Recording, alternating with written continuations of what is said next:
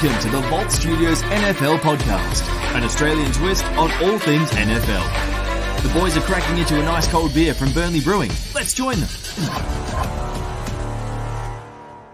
Hello, everybody, and welcome to the show. I am your host, JA, and I am joined by my good buddy, Richie Garraway. How are you, mate?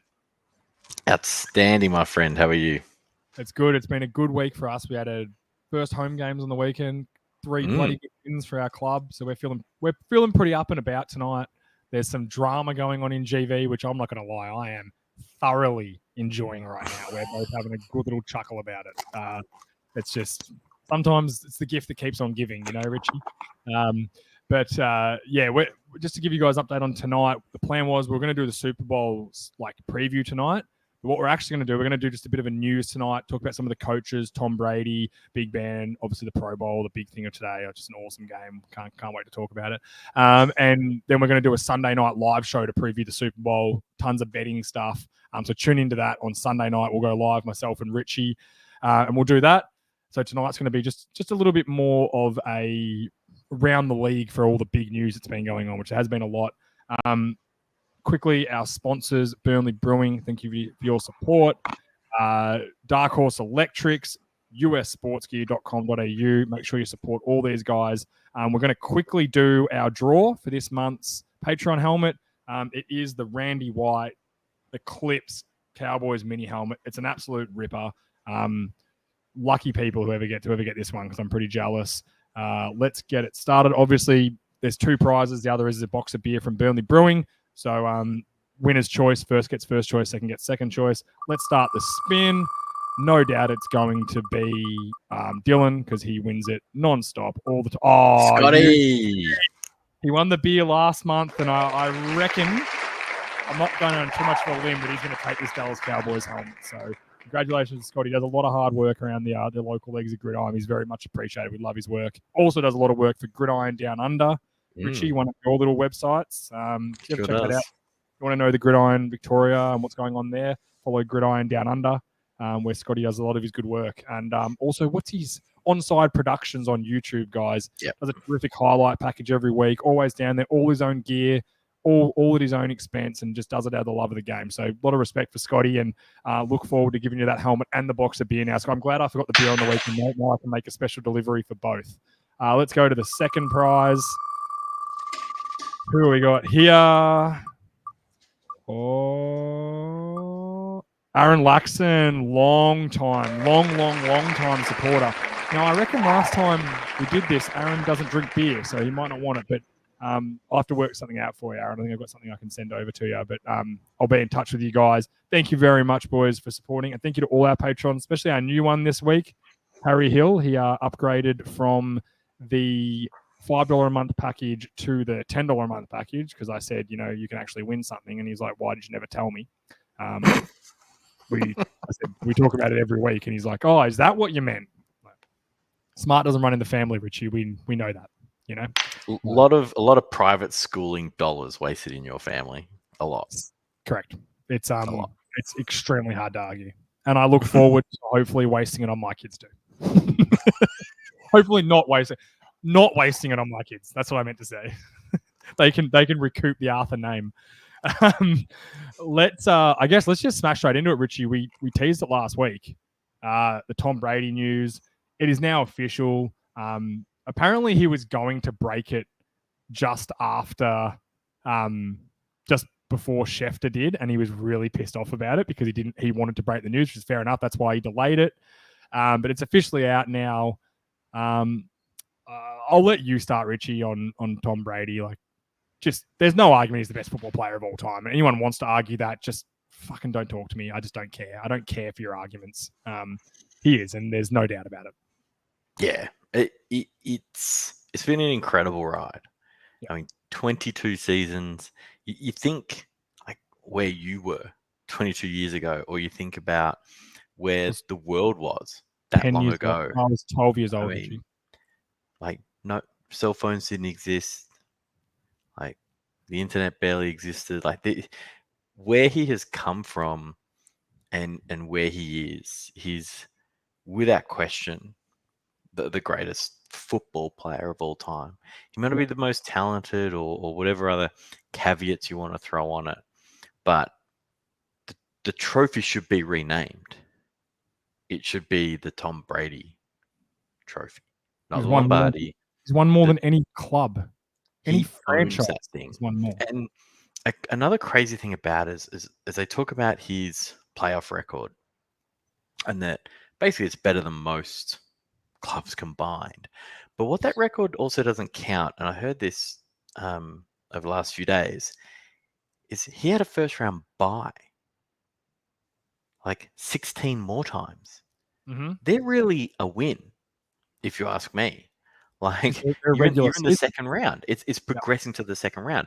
It's why when people look at Peyton Manning's playoff record and they go, "Oh, it's not that good. He's only got a handful more wins than he does losses." I'm like, yeah, but you got to add on 9 or 10, whatever it is, first round buys because of the record they finished with. So taking all into account, he owns every record that matters. And I heard a crazy one today, Jay. So they talked about receiving yards by players over the age of 40. Yeah. So Jerry Rice leads that category with 2,000 and change. Brady's second on that list with 19. And my favorite is Brett Favre was third with -2. Because he threw the ball into his own offensive line that bounced back to him. He caught it. It is the greatest stat I've heard in a long time. But how impressive is that Jerry Rice has over 2,000 when he was over? It's over 42 as well, not 40. Over 42 years old. Oh, well, there you go. It's even crazier. 2,000 yards. Like before Tom Brady, Jerry Rice was the best football player of all time. Unfortunately, he's now second. There's no argument, and I won't hear it. And everyone knows how much I got sick of the Patriots, and we all know it's because I hated Australian Patriots fans. I unfortunately had to put up with way too many of them. For me, I always respected the Patriots and respected Tom Brady. Always. I thought they were a terrific football team. But the only thing that was ever in my mind was he's had the benefit of Bill Belichick, who's, probably not a Hall of Fame head coach. Hall of Fame head coach by far. And he will be talked about in that echelon forever. I think he's probably had a little fall back to earth the last couple of years, which is fair with the rebuild he's going through. But Tom Brady going to the Bucs, and I don't care what talent they had, and they were a stacked team, and they hadn't made the playoffs for 10 years before that or something like that. Since the Super Bowl that we won in the 2001 Super Bowl, so it's 2000 season, we'd made the playoffs twice since that. Since Tom Brady joined the team, we made it twice. Yep. And the two times we won, we made the playoffs, we lost both games. So we hadn't won a playoff game since the Super Bowl until Tom Brady joined the team, and we won 5 playoff games in 2 years and a Super Bowl. Yeah, and let's be honest, you were one big play to Cooper Kupp from winning it again. Like Tom Brady from potentially being in the championship game, which they would have hosted. He came back from 27-3 to tie a game up against one of the best defense in the league, who are now going into the Super Bowl with the LA Rams. So, as I said, you can argue all you want with yourself. Don't argue with me. And Super Bowl days next week, and I know someone's going to want to argue with me. And my response, Richie, and you know it will be, is go in the mirror and argue with yourself, because I don't fucking care. If you can't enjoy what Tom Brady has done, I just genuinely feel sorry for you if you can't enjoy the end of his career. And I'm glad he went out. He's a chance to win MVP next week or this week. And I think he led out at his highest point. I think he could have played for probably 2 more years comfortably. Did he lead the league in yards? Yeah. And touchdowns. It's crazy. Just crazy. I mean, it's an amazing. We're going to talk about this. We're 80 years old and we're sitting down on a park bench, having our kids wipe our bums for us. Because of the severe damage we have from football, we're going to be sitting there going, yeah, we lived through Tom Brady. This is what it's like. These are like people who got to watch Michael Jordan and really watch him and enjoy him. I feel like people just don't understand how lucky we have been to have Tom Brady. I genuinely believe that. We've been lucky to enjoy what he has done. And the crazy thing is, the year he blew his knee out, The team won 11 games that year. That's arguably one of the best Patriots team that ever existed under him. Mm-hmm. The fact that they didn't make the won playoffs. 11 games with the backup. No, I just don't think they won the division. I think they No, made the playoffs. Oh, they were wild card. You're correct. Yeah, the Dolphins Yeah. won the division. That's right. Yeah. So can you imagine that team had Tom Brady? It won 11 games. Super Bowl. They could have won a Super Bowl, another one. And look, people can say, oh, that was, Vinatieri won them for him and Tuck Rule and what's his name jumping offside from the Chiefs. And yeah, all those things happen. But you can counter argue all his losses. Not Tyreek Hill. David Tyree pinning a football to his head. That pass to Mario Manningham down the sideline by Eli Manning, he's never thrown a better ball than that. That's his greatest pass of all time. It was perfect. Those sorts of things also went against him. So for the arguments that, yeah, you could take a couple off him, where he's lucky here, he's lucky there. It's like, yeah, but then I'll give you just many examples where it could have been flipped. I If actually that think the game's number this he year, finished with, Eli right. Manning's whistle's blown dead. That play's blown dead. The way they protect quarterbacks now, he does not even get out of that pocket. They just blow it dead as soon as they're on him. Yeah, simple as that. So, yeah, I agree. You can it's there. The Tuck rule, whatever. But it wasn't a rule. Was it a bad call? Yeah, it was. It was no, it wasn't. That was the rule at the time. Yeah, It was it was implemented correctly. They had to change it right after it. Yeah, and they learned from that. And then he won another one. He actually won another 6. So everyone goes, oh, the first one was Tuck rule. I'm like, yeah, well, he won 6 more after it, including one for another club in his first year being there. Like, it's like a movie, his career. It's unbelievable. Anyway, we obviously both respect the crap out of Tom Brady, and it's sad he's not going to be playing. It's the end of a really, really good era in football, and one that, in hindsight now, I've really enjoyed it. Yeah, it's been awesome. And enjoy retirement. Yeah, I think we'll see him on a broadcast next year. He's having so much money thrown at him. Amazon has the rights to games next year. Somebody is going to pay him more. Put him on with Eli and Peyton. Because I tell you, I haven't watched much of that Monday night coverage, but the one with him, Eli, but they should do a podcast together. Those three, when they were talking, and Peyton was like, I always hated my playoff games against you, Tom. And Eli's just like, I really enjoyed mine, Tom. I enjoyed them. Yeah, that was very funny. That's great together. He'll be in a booth or he'll do something. I don't think he'll ever coach, but if ever GOAT is actually going to be put against somebody, like, it's the most ridiculous term used these days, but it actually belongs to him. Yeah. He's the greatest of all time. The only person who could stack up a career of winning, who could be better than his, you have to switch sports, and it's probably Serena Williams. Yep. Like, she's it's about the only person that you could stack up against the amount of winning he's done. And in a team environment, there's not many others. Yeah, 100%. So I was just reading some stats about Tom Brady. I can't stop looking at it. Let's move on. And I feel bad actually doing this to Big Ben because we've talked about him yet. A guy who's, again, another amazing career. And I wanted to save talking about Big Ben. 2 Super Bowls, played his whole time for a club. Was really one of the last kind of big-bodied, not immobile. He had some mobility, but not a lot. And, tough quarterback. He had his off-field issues, but let's just leave that out of it and talk about how good he was at football, because he's had a really, really good career and certainly a Hall of Fame career. Absolutely. I mean, try not to remember Big Ben at the end when he was a bit fat and getting around, and remember him from the years when he was winning Super Bowls. 10-1 as a rookie, Big Ben, best record ever as a rookie. Yeah, but you still win. And again, he's a guy who's the game changed a lot over his time. He's a first ballot Hall of Famer without question. And look, it's funny. He was hanging on too tight, and it was past him. Whereas I don't think Brady was. He probably could have gone around next year if he really wanted to. But I think Big Ben's going to leave a really, really big hole, because They have no solution for him not being there. Exactly the same as Tampa. There is no solution for this guy walking out the door. There's no one on their rosters, both teams' rosters, who would hold a candle to the two starters. So, look, I don't know where we'll see Big Ben turn up afterwards. And look, we've made fun of him for his mistakes he made in his youth, but Bad mistakes, mind you. oh, Deserved. yeah, don't get me Deserved. wrong. I give him slack for what he did.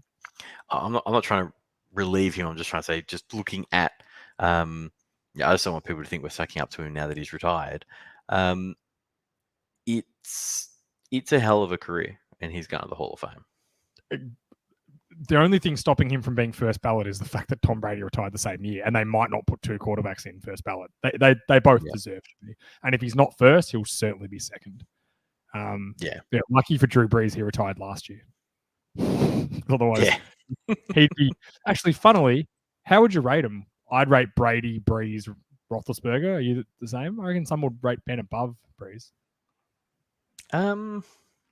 Very, very different players. If I had someone, I mean, Ben's is probably more consistent. Brees really exploded when he got to the Saints. His earlier career at the Chargers there was a couple of good years in there, one particularly good year, but he didn't have that consistency. Whereas, as you said, Ben came on the stage and announced his arrival. Yeah. Yeah, 100%. 100%. He had a great rookie year. Look, Hall of Famer for Big Ben. Congratulations on a great career. And, enjoy some quiet. Go and just enjoy your life. And your very wealthy life. You're going to be, he's set up his family for the rest of the generations his family is set up for now because of how good he was at football. And, he's had a great career and he's won a lot of football games and Super Bowls. And, that Steelers organization, I'm jealous of the way they operate. They're always good. They stick by their coaches, which I like. I actually love it, the way they stick with them. They've had 3 coaches in 40 years. It's 50 years almost. It's unbelievable. They stick by their guys and they back them in and they build a culture the players want to be a part of. So, I am jealous of the way that if you're a supporter of the Steelers, it's pretty fun. It's pretty fun.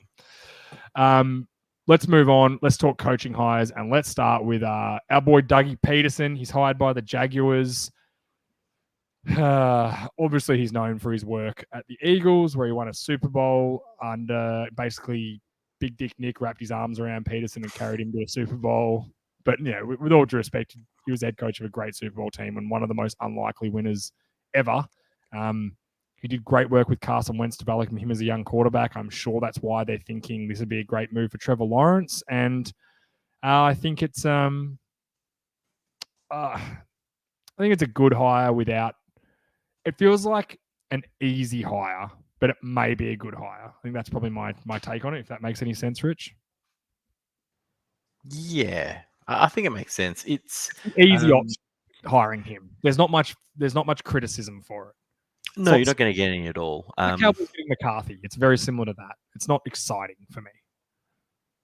No, I guess one thing, Doug Peterson's obviously younger, and I think he's got more tread on his tires than McCarthy. Like, we both hated that hire from the start, and there's been nothing since that's got us excited about it. With that roster, I'd love to see what Doug Peterson could have done with it, running his offense.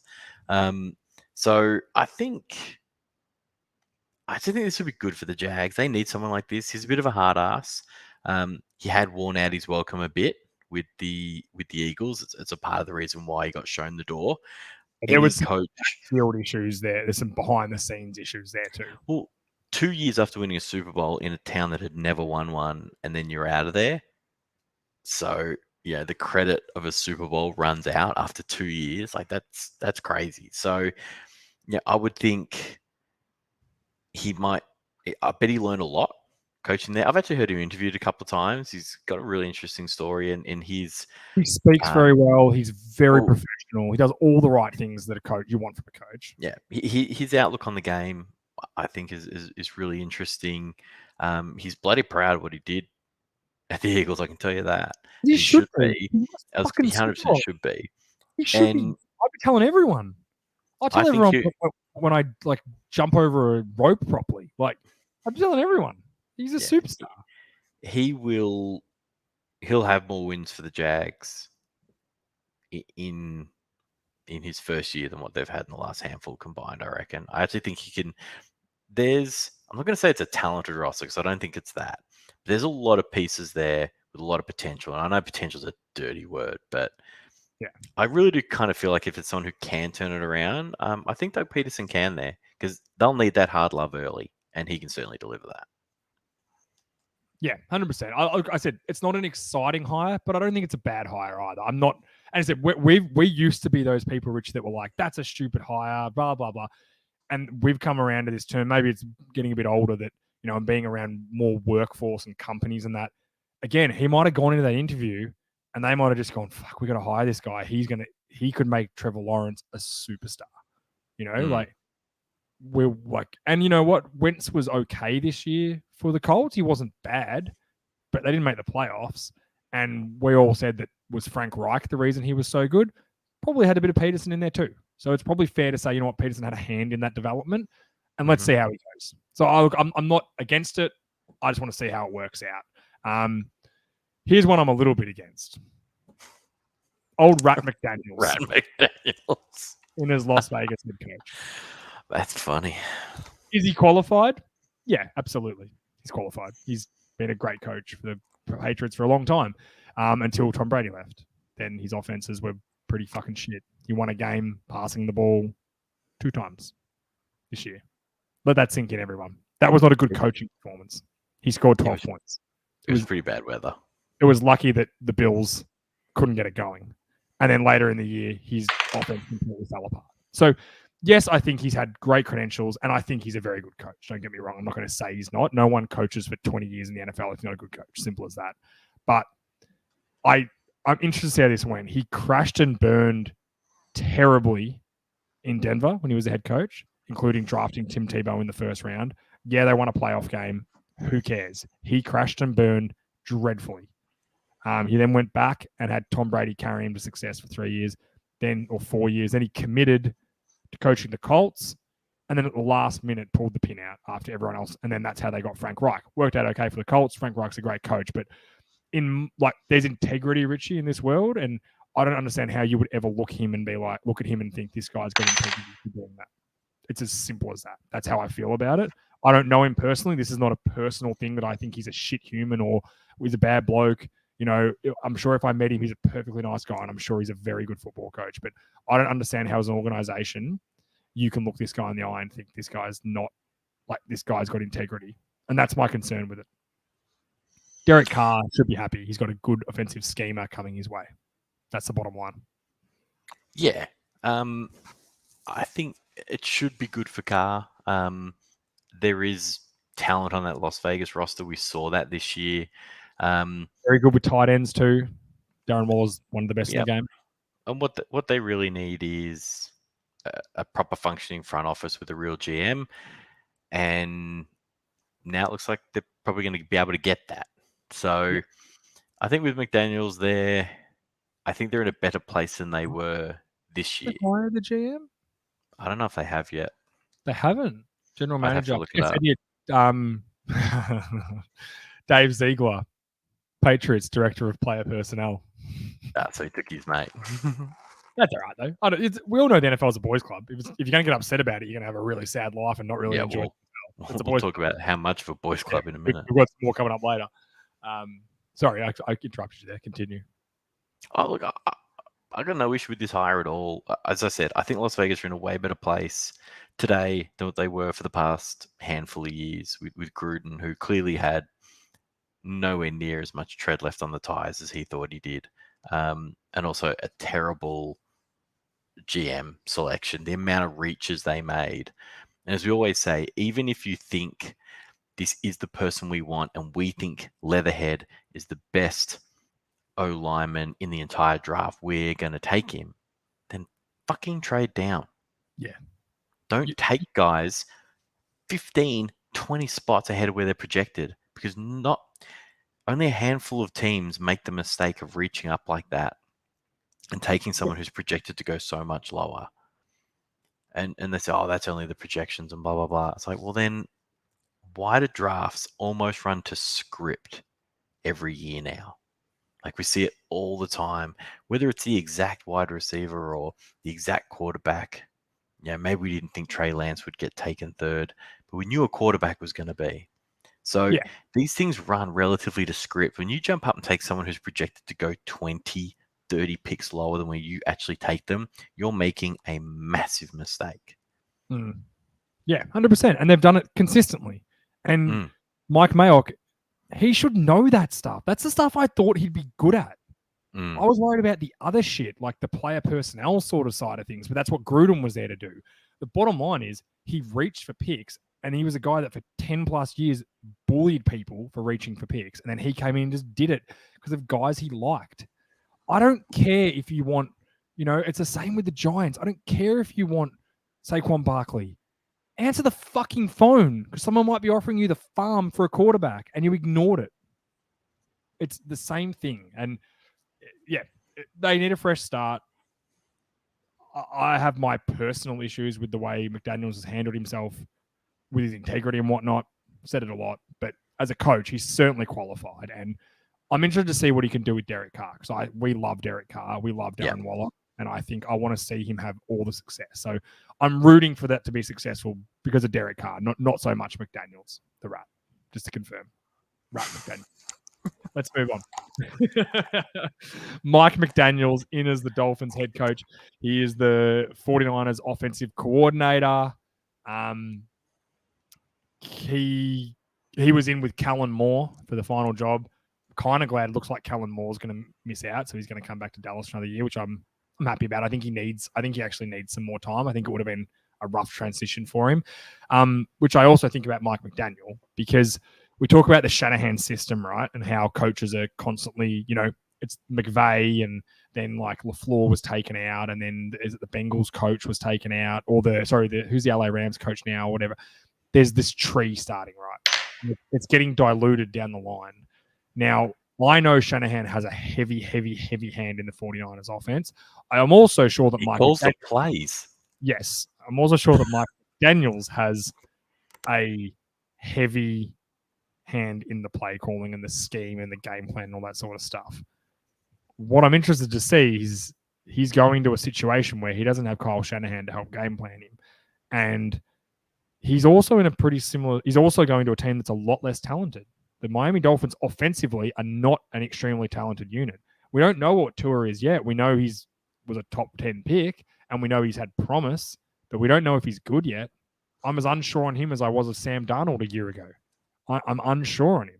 So is he walking into a great situation? No, I think it's a pretty jaded locker room too. I know a lot of them loved Brian Flores, and I think they're pissed off about it. And we'll get to Flores. Actually, let's talk Flores next. It runs in with the Miami stuff.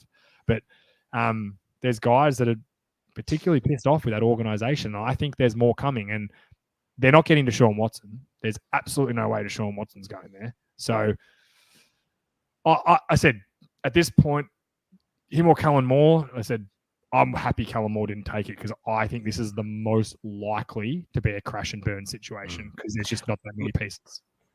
No, and look, Stephen Ross missed his white whale. Stephen Ross is the owner of the Dolphins, for those who don't know. He wanted so Stephen Ross is a Michigan alum. Yep. And he has poured so much money into the Michigan, not only university, but the football program and the sporting programs to the point where the business school there is now named after him. It's the Ross Business School. This guy's poured in hundreds and hundreds of millions of dollars, like to the tune of like kind of in the 800 mark across a handful of things. He wanted he wanted Harbaugh. Simple as that. Now he was going to. He took an interview at so after. Oh, this all kind of rolls in, but he was going to take that job. It was all but certain that he was going to the Dolphins. Mm-hmm. Then everything blows up with Brian Flores, and Harbaugh's like, "Well, I can't come now. Yeah, like this is transfer." So he's gone back to Michigan on a 1-year deal. Everyone knew he was going. It was getting reported by everyone that he's coming. He tweeted saying, "This is my last run. I'm having one more last run at the NFL," and then he deleted it. Yeah, so he took a phony baloney interview with the Vikings and then acted like he has, I'm going back to college. It's like, dude, they weren't hiring you, and we all know that. You took this to try and you would have called a clean buddy at up. Vikings and go, hey, can you just say you interviewed me? Yeah, Can I you need have this so a I coffee need with this me? so I can go back. Yeah. So my fear for Mike McDaniel is he's a one and done, and they're just gonna I feel so too. hire him next, and they're gonna go get Harbaugh next year. Yeah, I don't like predicting that, and we were both right with the Texans. We both said that's what they were doing. It's an interim head coach role, and you know what? He'll probably end up leaving at the end of the year, and he'll go back to Shanahan and be his OC again, and that's fine. There's nothing wrong with that. But yeah, I feel sorry for Mike McDaniel. I think he's walking into a shit show. I think they are absolutely setting him up. I call it the Jim Tom Sula, because that was the first guy I remember getting done like that, funnily by the 49ers, where they just, you hired him and you're like, why are they hiring this? He was an assistant defensive line coach last year. It was like, we need a 1 year guy that we can just, who wants to get paid a lot of money for 1 year. And I reckon half the time they know it too. So we'll see how it goes. Hey, he might surprise us all. The Dolphins said they've got some talent. He might surprise us, but I don't think so. I'll tell you, I'll be predicting the Dolphins to finish pretty low in that division next year. Yeah, me too. Let's move on to the Brian Flores lawsuit. Richie, I'll let you run it because you are better at this stuff than me. I don't understand any of this legal jargon. So give us the background of what's happened with Brian Flores. So there is so much to unpack here, and we kind of don't have time to do it, but I'm going to try and give the highlights for those who don't know what's going on. So obviously Brian Flores was fired as the Dolphins head coach at the end of the season. He then had a text message exchange with Bill Belichick, where basically Bill insinuated that Brian Flores would be hired as the new head coach of the Giants. And he wrote back basically saying, hey, thanks. I really think I've got a good shot at it. And he hadn't even interviewed at this stage. At that point, Brian Flores worked out that Bill Belichick was texting the wrong Brian, who he'd also had on his staff, who was getting the Giants job because he'd already interviewed.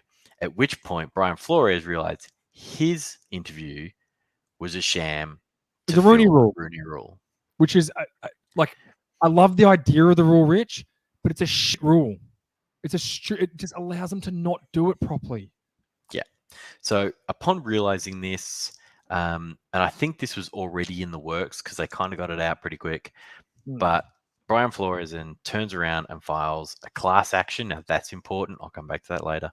But he files a class action lawsuit against the NFL and its teams, alleging that the team had engaged in discriminatory hiring practices against Black and minority candidates from coaching and front office vacancies, and that they conducted sham interviews under the pretense of the Rooney Rule. Couple of things to unpack here.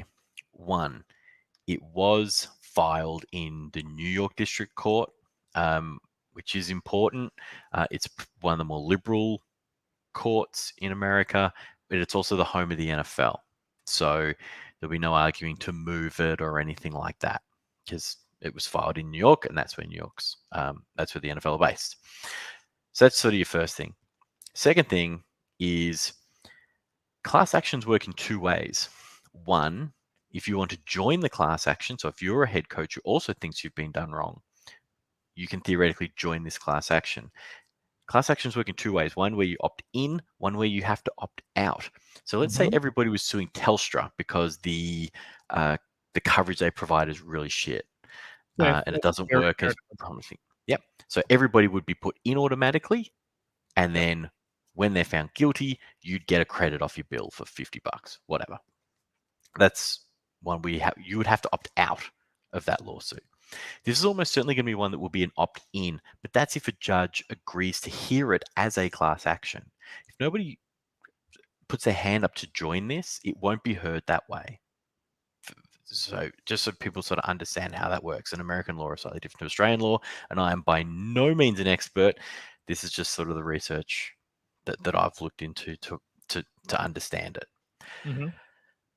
The rest of the lawsuit is a lot of stuff to try and shame the NFL. The only smoking gun is the text messages with Bill Belichick, who obviously was trying to text a different Brian. What a boomer, honestly. Well, fuck, everyone's done it, but there's not enough. That many times. There's not messages. From what I've heard and the legal people who've spoken about this, there is not much here. There is not much meat on the bone here at all. This is more to embarrass the league into changing their ways. This will never, ever get to court. I can guarantee it. The NFL do not want discovery in the discovery portion of this lawsuit where they get to depose Bill Belichick. They get to depose, the Dolphins owner, Stephen Ross. Like, this is never happening. I can tell you. Thing is, like, I'm still waiting for the inquisition into Dan Snyder to bring out more on anyone not John Gruden. Well, again, that's never coming out because it's a private investigation inside a private firm. They don't have shareholders. They don't have to release this publicly. But so it's never ever coming out. Well, now that's the thing. So Gruden's obviously suing them too. They won't want discovery on that either. So I guarantee you they'll settle that. It's just like the concussion lawsuit. It never even got to discovery. They settle. You have to settle because you don't want the information coming out. So Brian Flores, even if a court is prepared to hear this, it will never actually get into a courtroom where there's an actual lawsuit. There's going to be some sort of payout. My concern for Brian Flores is he is an awesome coach, and he basically has kind of blown up his career here. It's going to take a pretty progressive owner to say, okay, I'll have you. Do you think he's doing it for the right cause, though? Because I think he is. I think he is too. I think he's taking a bullet for a huge part of the NFL community who are underrepresented in the positions of power. Yeah, and the only way we're going to know, we're going to find out if there is racial vilification in the NFL. Because, like, you look at the numbers, there's, more than 50% of the players in the league are black. 75%. And it's something like under 15% are assistant coaches, and only one black head coach in the league, which is Mike Tomlin. He's been at the Steelers for a long time. So the stats are there. The only way they resolve this is getting rid of the Rooney Rule. Get rid of it and see if organizations still interview black coaches. That's the only way you're going to solve it. And it's ridiculous. It is insanity to me that this has to happen. But I thought it was insane that they made the rule. There's just as big an issue around the fact that, can you name me one offensive guru who's black? Eric Bieniemy. And a lot of people say that's Andy Reid. I'm not trying to. You're right, though. You're right. He's under an offense. Yeah, name me a guy with a defensive-minded head coach that's an offensive coordinator. Yeah, so all I'm trying to say is it's almost like this, the built-in bias that a black person isn't smart enough to do that. That's really what it comes down to. That's the root of this issue. That whether it's an unconscious bias, a genuine bias, or just flat-out racism, that we've got to a place where these people aren't being considered. It's even worse in the college ranks. At the end of the day, the owners just don't know how to speak and deal with black coaches, and it's embarrassing. It's beyond the joke now. And I'm obviously not black, and I don't know what it's like, so I'm not going to comment on that. But I think as a football person, someone who loves football, and I think Brian Flores is doing 100% the right thing. 100%. I think he was railed out of Miami, Maybe not because he was black, but would Because he he wanted be? Harper. Would he been if he was? Yeah, It's because he wanted John Harper. Simple yeah. as that. And then when that stuff came out, Harbauer's done the old, I can't do it. You're right, 100%. And then, unfortunately, the Giants then went and hired a white head coach, who's deserving, and we'll talk about next, but he's deserving. But I think Brian Flores is doing the right thing. I think this needs to be pointed out, and he's doing the opposite of Colin Kaepernick. That's what I like about him. He's not saying, I'm blackballed, but I'm not going to play for anyone, and I'm going to take all this money to go and, prove it. He's doing the opposite. He's fighting it the right way, saying, you know what? They Rooney ruled me at 2 different places, and I know they did. I know they were never hiring me. And I know I got kicked out of my club because there was no reason to fire me. My on-field performance was outstanding, and they used me swearing and my demeanor as evidence for firing me, which you find any coach that doesn't talk the way I talk. The smear campaign started immediately because everyone couldn't understand why they'd fired him, and it's because they wanted John Harbaugh. Like, this is not hard to join these dots. So they had to find a reason to fire him. Oh, people go, he didn't speak to his coordinators and blah, blah, blah, and all these other things. Like, some of it's probably true, most of it probably isn't. But they had to find a way to try and scapegoat him, and he was just like, this is bullshit. Like, why is this? This shouldn't be happening. It shouldn't be happening to me. So I applaud it. There's a ton of other stuff in this lawsuit designed just to embarrass and the Dolphins NFL and Stephen Ross, like offering him $100,000 in a game to lose. Yeah. There was other things in here where he tried to set up meetings with Deshaun Watson because he wanted to try and bring him in. Obviously, tanked the season because they wanted Joe Burrow. There's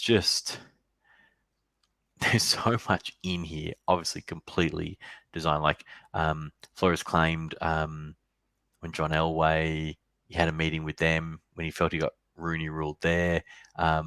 He said John Elway was hungover and not just really paying attention because it wasn't a real interview anyway.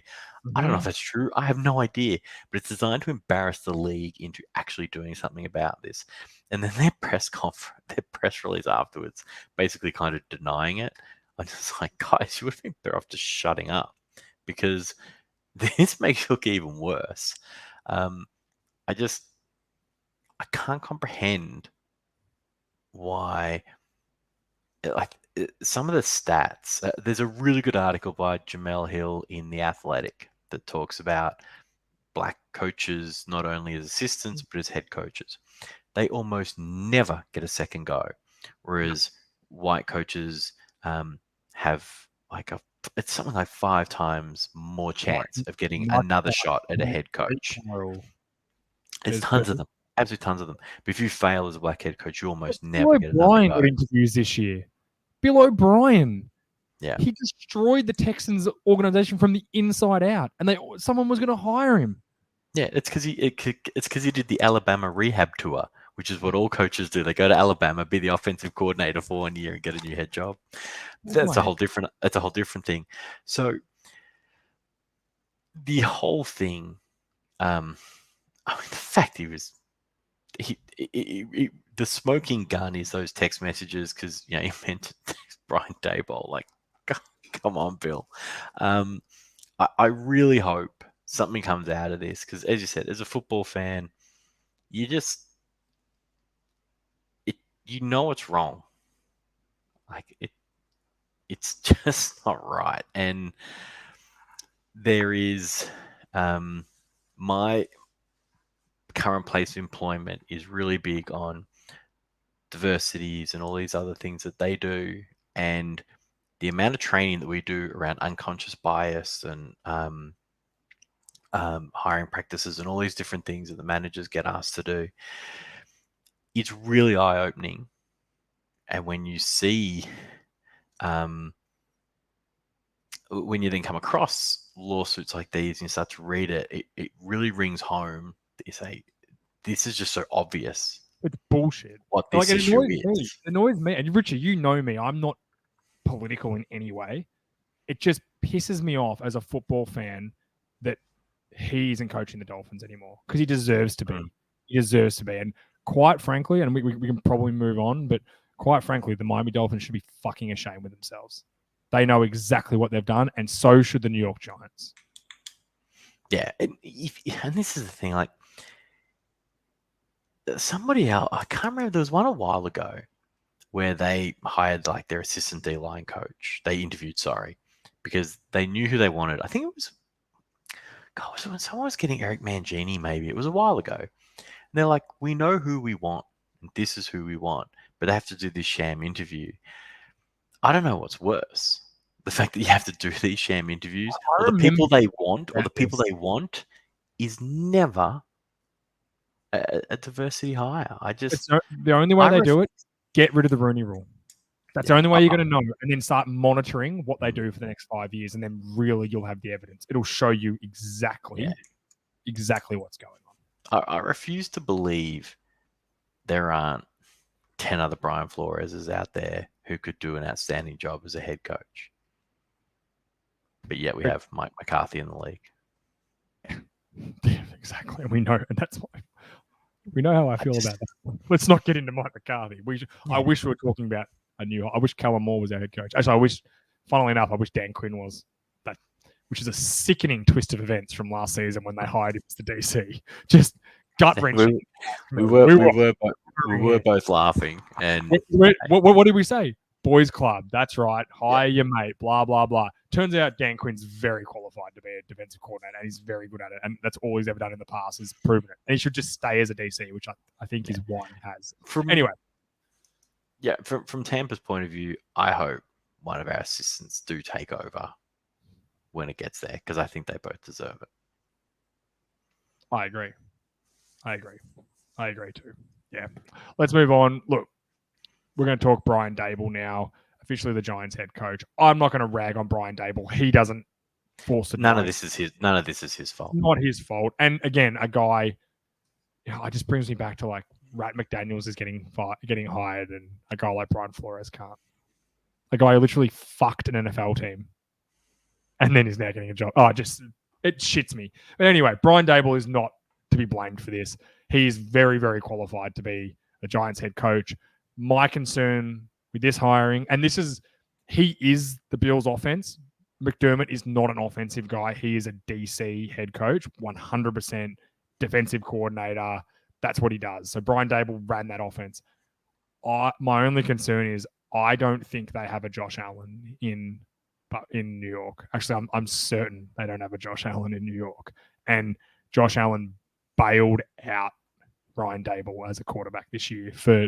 He saved them in games. How many teams when they need 3 yards on third down can just run QB power and the biggest guy on the field and the fastest guy on the field and a guy that can throw it like him can do it? It's a luxury that he's not going to have, and I'm interested to see what he can do without it. Yeah, I don't know. There's a lot of coaches that were hired this year who I'm kind of like, okay, we'll see how they go. I think this one's going to be really interesting. I don't think I necessarily want this job. I wouldn't want either of the New York jobs. They're really difficult jobs at this point. That's a big stadium to fill, and there's a lot to do in New York rather than going out to the bloody Meadowlands on a Sunday afternoon in the middle of November. I can think of some other things I'd rather be doing in New York than going out to that stadium. So these are not easy jobs, and they've both got a ton of work to do. So it'll be really interesting to see how they go. I don't hold out a whole lot of hope for either of the New York teams for next year. One thing I will say, Brian Dable is also responsible in part, if we're going to have him responsible for Josh Allen, he's also in part for one of the greatest turnarounds in the history of quarterbacks, because Josh Allen in his first 2 years was absolutely dog shit to the point where everyone was writing him off. And he is now an MVP candidate for the last 2 years and was an overtime coin flip from going to the AFC Championship game.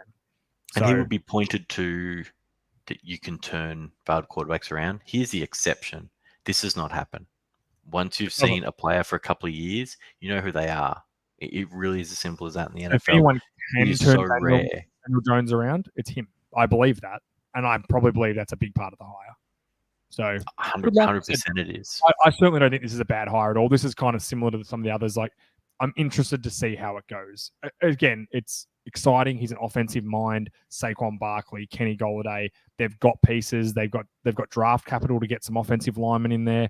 Andrew Thomas is not a dreadful left tackle in any way. He's just not the best one in that. He was the worst one of those four guys, which is always going to haunt him. But he's not bad. There's no reason he can't be a solid left tackle for you. You've got 2 picks in the top 10. Grab a couple of offensive linemen and let's go. Like, let's see what you've got. Because that's also what turned the Bills around. They nailed a couple of offensive line picks and got a couple like Brian Dawkins at left tackle, and they nailed a couple, which helped them. So that's certainly a part of it. Let's move on. Last one for coach hiring. Kevin O'Connell. Pretty sure Kevin O'Connell was isn't he the kid from Home Alone? Isn't that his name in the movie? Kevin O'Connell? I'm pretty sure. McAllister? Oh, it Kevin might be. McAllister? I'm looking it up. You're checking? Kevin McAllister, damn it. So close. Similar, though. Similar. So Kevin O'Connell is not the kid from Home Alone, as much as I believe it. He was the former offensive coordinator for the Rams, who were in the Super Bowl. He's still currently coaching the Rams, the offensive coordinator. I think this is a great move for the Vikings in terms of the decision to go with an offensive guy, to help Kirk Cousins or potentially not Kirk Cousins, whoever they like. They're loaded on offense. Jefferson's a great player. Delvin Cook's a great player. Adam Thielen's a great player. They've got good players there. It plays to their strength and it plays to where they can really move, where Mike Zimmer was a dinosaur defensive guy who wanted to run the ball all the time and not open up the offense for anything. So I think this is a good move for the style of the team. That's my thoughts. Yeah, it's another one that's come off that Shanahan tree, I guess, if you want to follow it down. I don't know anything about Kevin O'Connell, I'll be honest.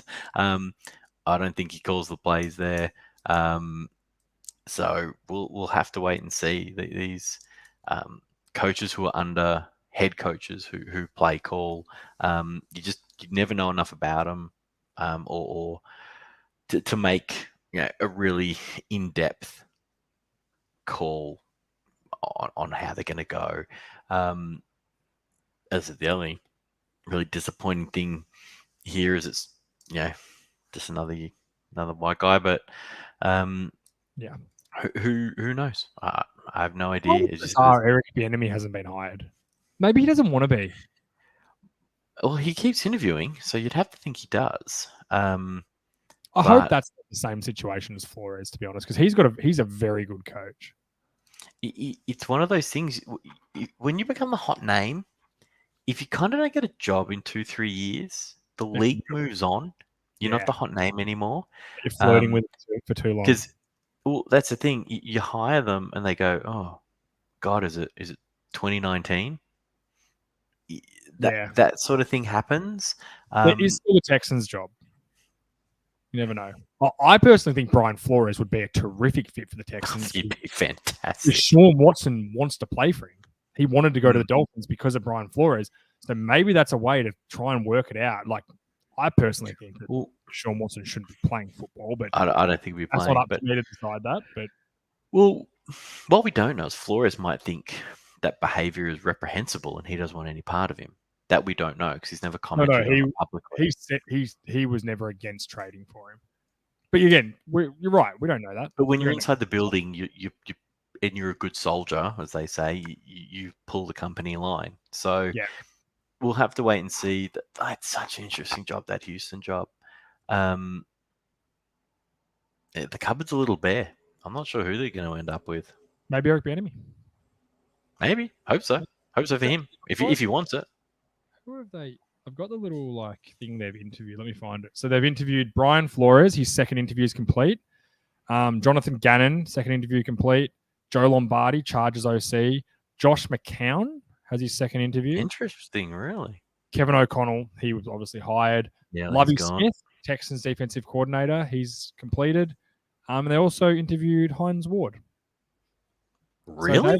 So he is. What's he doing at the moment? He's head coach at Florida Atlantic University, which you should know, college head.